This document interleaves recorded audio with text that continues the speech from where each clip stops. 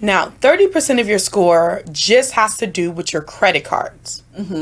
So that is called how much you owe. So that is just credit cards and how much you owe on those credit cards.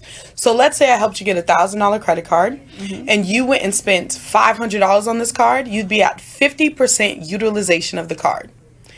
Anytime you're above 30% utilization, it hurts your credit.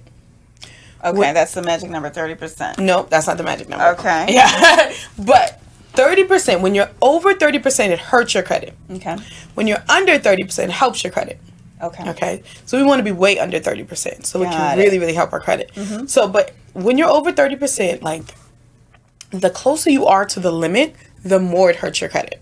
Yes. Whenever you are over the limit on your credit card, it's almost as bad as having a bankruptcy. That's how Wow. much it kills your credit report. Okay.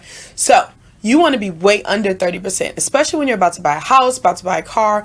You want to keep your credit cards at 10% of the limit. Got it. 10%.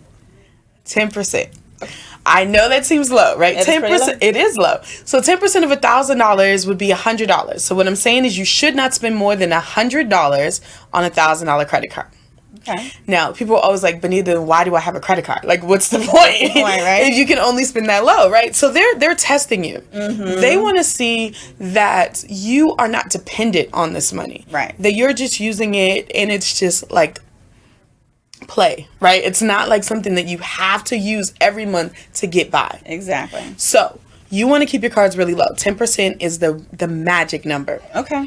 Now, $100 on a $1,000 credit card. I know that seems low, but you can actually be too low.